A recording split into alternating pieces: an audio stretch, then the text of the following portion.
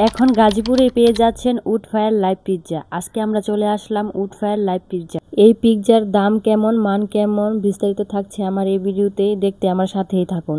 গাজীপুর রাজবাড়ির মাঠে তারাই প্রথম লাইভ পিৎজা তৈরি করছে। এটা হচ্ছে তাদের মেনু কার্ড। প্রতিটা পিৎজার দাম হাতের নাগালেই আছে। ওয়ালাইকুম আসসালাম। এই তো আপু, আলহামদুলিল্লাহ।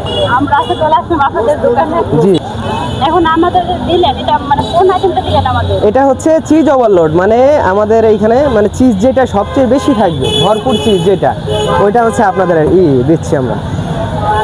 জি আপু।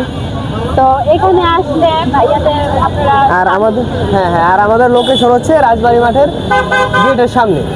আচ্ছা, এখানে লোকেশনটা ভাইয়া বলে দিয়েছে, ভাওয়াল রাজবাড়ি মাঠের সামনে। এখানে ফুড ফায়ার লাইভ পিৎজা পাওয়া যায়। আসলে আপনাদের সামনে বানিয়ে নিতে পারবেন।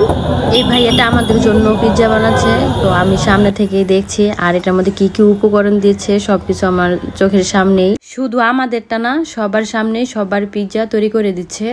আমি যে পিৎজাটা অর্ডার দিয়েছিলাম, তো উনি ওই পিৎজাটাই বানাচ্ছে। তো আমারও ফার্স্ট টাইম সামনাসামনি থেকে এরকম পিৎজা বানানো দেখা।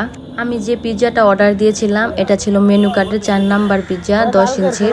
এটা ছিল স্পেশালি চিজটা একটু বেশি থাকবে, আর আমার চিজটা একটু বেশি খেতেই ভালো লাগে, তাই আমি 4 নাম্বার পিৎজাটাই অর্ডার দিয়েছিলাম। পিৎজাটা বানানো শেষ, এখন চুলায় দিয়ে দিল। তো এই দোকানটা প্রতিদিনই খোলা থাকে বিকাল 4টা থেকে রাত 10:30, 11টা পর্যন্ত। তো আপনারা চাইলে এই সময় আসতে পারেন। আর দোকানটা কোনো বন্ধ থাকে না, যদি বৃষ্টি হয় তাহলে বৃষ্টির কারণে দোকানটা বন্ধ থাকে, ভাই এটা বলেছিল। ইতিমধ্যে আমাদের পিৎজাটা বানানো শেষ হয়ে গেছে। তো আমরা পিৎজা অর্ডার দেওয়ার পর 10 মিনিট এখানে বসেছিলাম, আর এই 10 মিনিটের মধ্যে ভাইয়া পিৎজা বানিয়ে রেডি করে ফেলেছে। তো এই জিনিসটা আমার কাছে খুবই ভালো লেগেছে যে এত অল্প সময়ের মধ্যে তারা এই পিৎজাটা বানিয়ে ফেলে।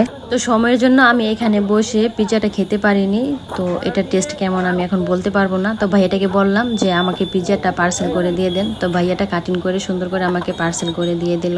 তো বাসায় গিয়ে আমি বলবো পিৎজাটা কেমন ছিল। তো এই দোকানে 4টা ভাইয়া ছিল, তাদের ব্যবহার খুবই ভালো। আপনারা চাইলে এখানে আসতে পারেন, যেরকম করে বলবেন পিৎজা বানিয়ে দেবে তারা। আমার খুব তাড়া ছিল, তাই আমি দোকানে বসে খেতে পারি নাই। তো ভাইয়ারে বললাম যে ভাইয়া আমার পিৎজাটা পার্সেল করে দেন। তো ভাইয়া আমার জন্য পিৎজাটা পার্সেল করে দিয়েছে। এই দেখুন আমার পিৎজা, এটার স্মেলটা খুবই সুন্দর আসতেছে।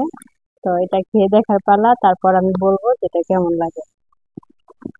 সত্যি খুবই মজা, এটার মধ্যে বেশি চিজ দেওয়া হয়েছে, সত্যি অনেক মজা। তবে এই দোকানের পিৎজাটা খুবই ভালো, দামও কম। চাইলে আপনারা খেতে পারেন যারা পিৎজা পছন্দ করেন। সত্যি খুবই ভালো, আমার কাছে খুবই মজা লাগছে। ভালো থাকবেন সবাই, আল্লাহ হাফেজ।